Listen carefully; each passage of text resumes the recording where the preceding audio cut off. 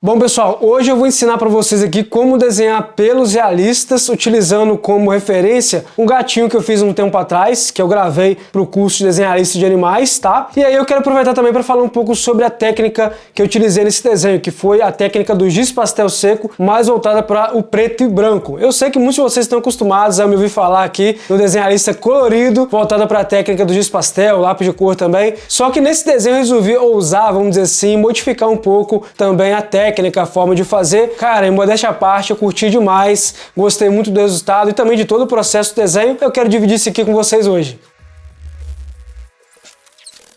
Deixa eu só fazer aqui uma breve explicação sobre essa técnica para que você entenda um pouco melhor. Não pula essa etapa do vídeo que ela é muito importante, tá? Entenda o seguinte, a prática ela também é muito importante para que você obtenha aprendizado, mas a teoria aliada à prática te faz evoluir muito mais rapidamente. Então vamos lá, deixa eu te explicar rapidinho o que eu fiz aqui. Eu peguei um giz pastel seco na cor preta, raspei com estilete, extraindo esse pozinho e reservando no recipiente à parte. É bem parecido com o que eu faço no desenhista carvão. Porém, no desenhista carvão, vocês já perceberam aqui em vídeos do canal que eu faço sombreamento com um pincel. E no giz pastel eu preferi optar por aplicar essas bases, essas camadas com pó de giz, utilizando a ferramenta de aplicação de sombra que eu já vou te mostrar no vídeo o que é essa ferramenta e te explicar um pouco melhor sobre ela também. E não tem muito segredo, eu vou aplicando base sobre base, camada sobre camada, construindo aquela tonalidade que eu observo na foto, até chegar num tom de contraste que eu percebo ali que já tá legal, que já tá bacana, para depois aplicar detalhe.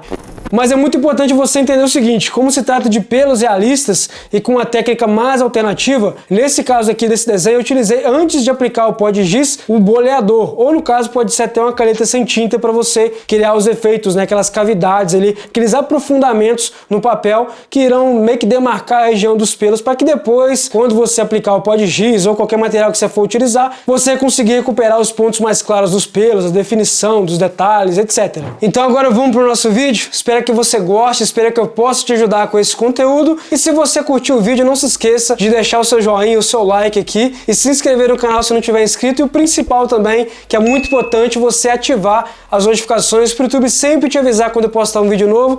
E também, quem sabe até, ele recomenda para demais pessoas aí que gostam de desenhar lista e querem aprender um pouco mais sobre várias e várias técnicas. Vocês sabem que eu sempre estou tentando trazer coisa nova aqui para o canal, dividir um pouco da minha experiência com vocês, ensinar o que eu puder para ajudar cada um aqui. Mas se você já está inscrito aqui no canal, está curtindo os vídeos, gosta do meu trabalho, do meu conteúdo, eu vou te convidar também a conhecer os meus cursos online de desenhista. Basta você clicar nesse primeiro link da descrição para conhecer um pouco mais sobre o meu trabalho também nas aulas online. São mais de 550 alunos, muitos deles já trabalhando com arte, tanto com encomenda, mas também com aulas presenciais, aulas online, etc.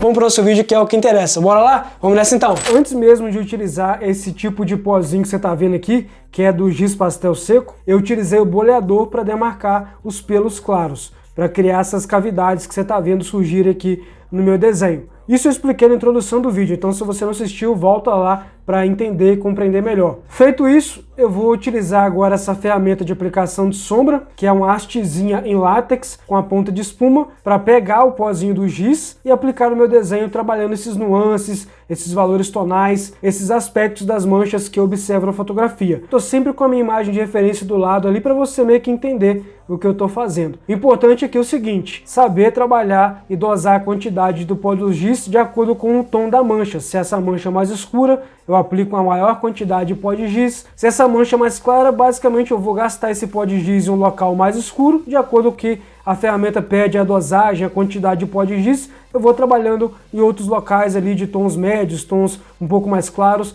sem ao menos ter que me preocupar com a quantidade, só por já ter gastado esse pó de giz em manchas mais escuras.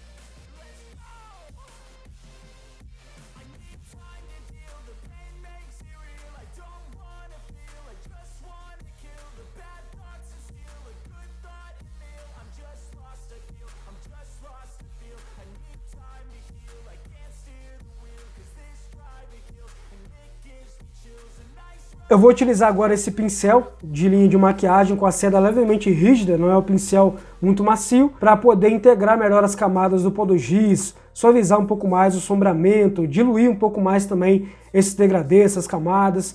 E é legal também que os efeitos feitos com boleador começam a ficar mais evidentes, fica algo um pouco mais aparente para mim aqui, que é muito importante quando eu for aplicar acabamento. Após isso eu vou utilizar o lápis de cor preto, para definir alguns pelos a mais, deixar algo um pouco mais aparente, mais evidente, para recuperar esses níveis de detalhes que eu observo na fotografia.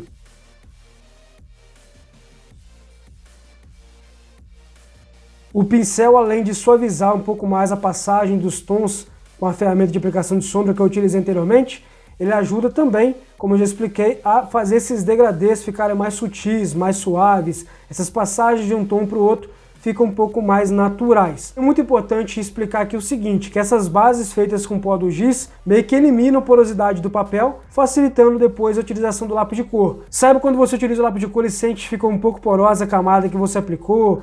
Ou você percebe que o lápis de cor, depois de um certo tempo, perdeu aquele tom natural, aquele tom mais profundo da cor? Quando eu crio essa camada e aplico o lápis de cor por cima, o lápis de cor preto, no caso, se mantém mais fosco, com a cor mais natural, sem ficar meio esbranquiçado com o tempo. É um outro ponto bem positivo que vale a pena explicar para você aqui. E mesmo após aplicar o lápis de cor, eu torno a voltar com o pincel para suavizar também as passagens do lápis de cor, mesclando o lápis de cor com o pó do giz que eu apliquei anteriormente. Isso aqui vai facilitar demais quando eu precisar fazer acabamento com borracha elétrica ou com caneta borracha Tombow 2.3 mm.